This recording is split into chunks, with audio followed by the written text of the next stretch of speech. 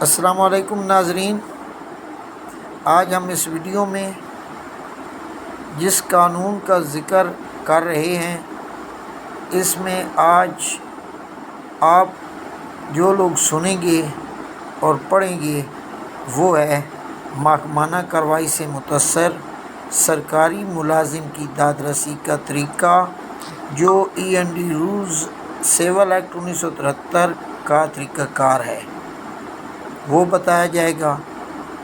اس سے پہلے ویڈیو کو سبسکرائب کریں، لائک کریں اور بیل آئیکن کے بٹن کو آن کریں اور ویڈیو کو شیئر کریں۔ تو دوستو یہ بتا رہا تھا کہ اس میں جو داد رسی کا طریقہ کار ہے سرکاری ملازم کے لیے وہ بتایا جائے گا، اور اگر میں یہ سارا بتانا شروع کر دوں تو یہ ویڈیو بہت لمبی ہو جائے گی۔ اگلا حصہ انشاءاللہ اگلی ویڈیو میں شیئر کروں گا۔ دوستو، سرکاری ملازم حکومت کا ملازم سمجھا جاتا ہے۔ آپ کو علم ہے کہ سرکاری ملازم کون سے ہوتے ہیں، ان کا کام کیا ہوتا ہے۔ اس سلسلے میں سوچا کہ آج میں اس سول ایکٹ 1973 پر ملازم بھائیوں کو بتا دوں کہ اس قانون کے تحت سرکاری ملازمین کی جو تنخواہیں ہیں، جو سینیارٹی ہے، جو ان کی ترقی ہوتی ہے، ریٹائرمنٹ اور ترقی اس قانون کے تحت دیکھی جا سکتی ہے۔ گویا کہ یہ قانون ایک تحفظ بھی ہے، اور یہ تحفظ اس لیے دیا گیا ہے کہ وہ اپنی ملازمت اس قانون کے تحت سر انجام دے سکے۔ جہاں ایک ملازم کو قانونی تحفظات حاصل ہے، وہاں اس ملازم پر محکمے نے کچھ ذمہ داریاں بھی عائد کر دی ہیں، اور اگر وہ ان ذمہ داریوں کو ادا نہیں کرتا اور وہ ذمہ داریاں ادا نہ کرنے والے کے خلاف محکمہ جو ہے وہ قانونی کارروائی کا حق بھی رکھتا ہے، تو وہ جو قانونی کارروائی کا حق رکھتا ہے اس کے تحت اسے سزائیں بھی دی جاتی ہیں، اس کے تحت اس کے خلاف جو ہے وہ کارروائی عمل میں لائی جاتی ہے۔ کیوں کہ اس ملازم نے جو قانون نے اسے تحفظ فراہم کیا ہے، اس کے ساتھ ساتھ اس ملازم نے اس میں جو غلطیاں کی ہیں اس کی سزا ہے، اور اس کو کہتے ہیں government civil servant efficiency and disciplinary rules. اب وہ جو رولز ہے اس کے تحت اس کو سزائیں دی جاتی ہیں۔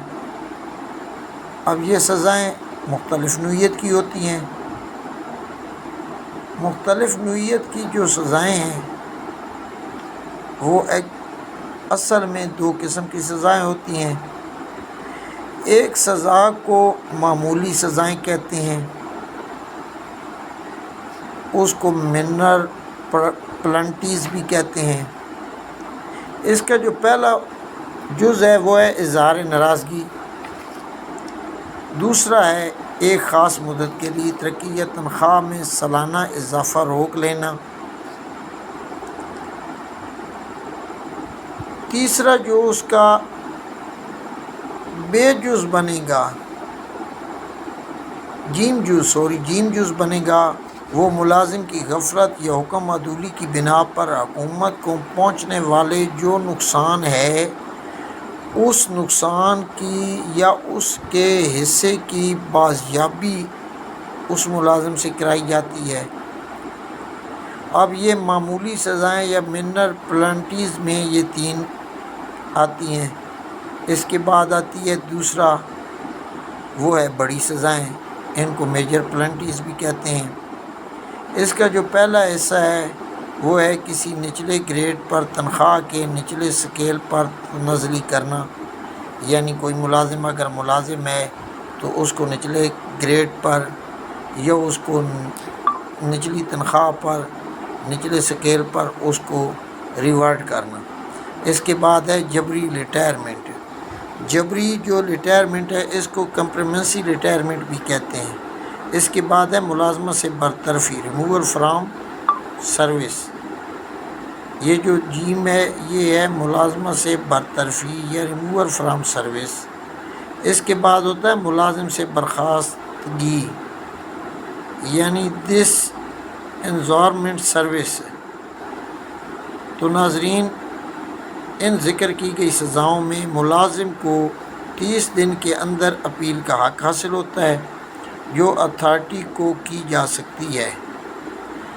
اس طرح کسی ملازم کی شرائط ملازمت، مثلا اس کی سینیرٹی، اس کی ترقی، اس کی تنخواہ اور جو مراعات، جو تنخواہ، جو پنشن یا دیگر جتنی بھی مراعات ہیں ان پر جو اس کو نقصان ہوا ہے یا ضرب لگی ہے تو ان کو اس کے خلاف اپیل کرنے کا حق حاصل ہے۔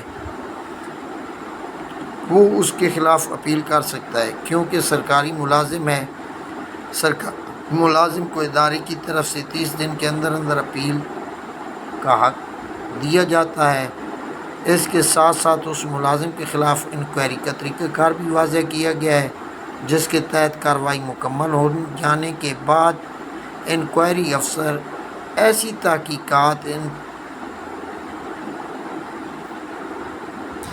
تحقیقات ان پر مبنی افسران اپنی رائے قائم کرنے کے لیے پیش کرتا ہے۔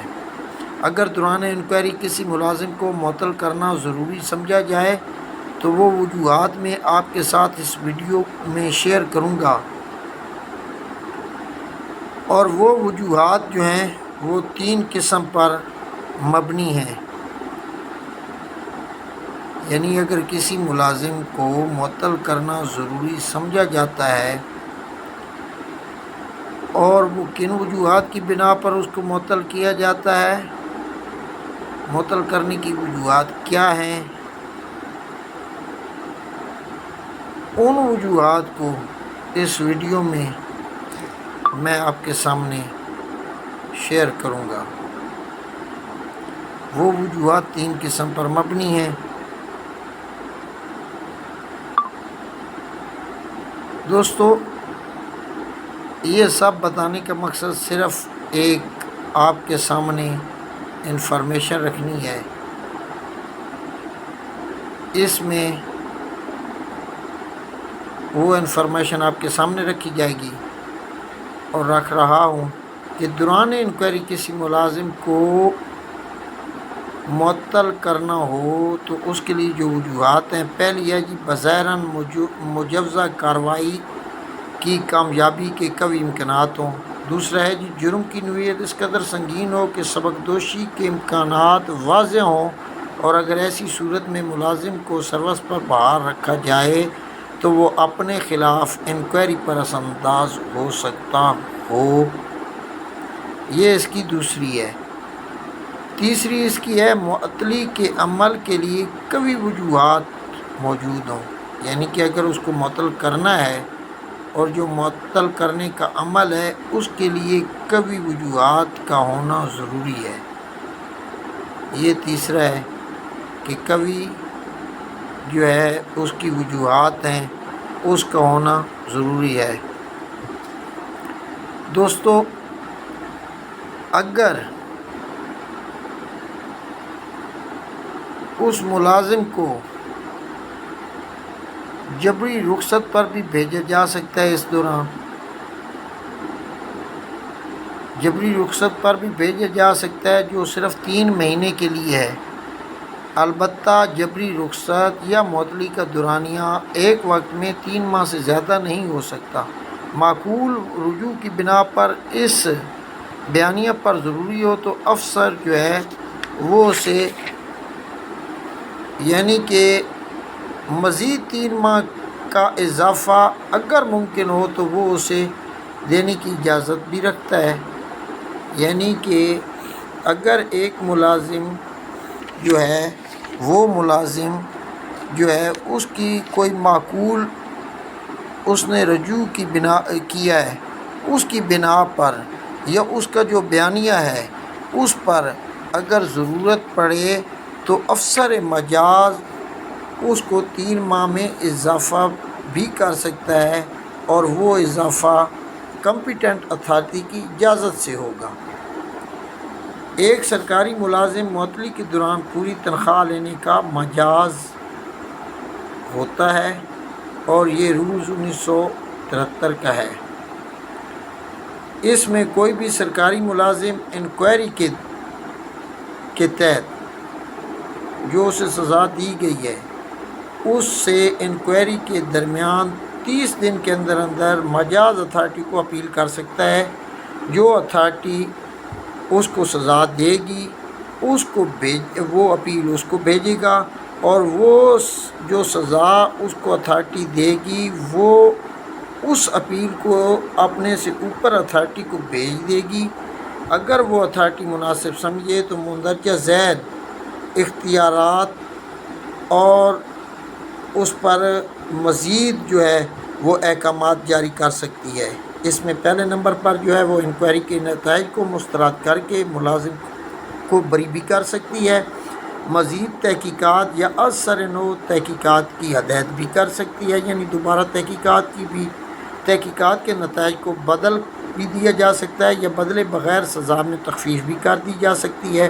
البتہ اگر سزا میں اضافہ تجویز کیا گیا ہو تو تحریری حکم کے ذریعے سرکاری ملازم کو اس سے مطلع کرے گی اور اس کو اظہار وجود کا مناسب موقع جو ہے وہ فراہم کرے گی، یعنی اس کو مکمل اظہار خیال کا موقع بھی فراہم کیا جائے گا کہ اس پر وہ اپنی رائے بھی دے۔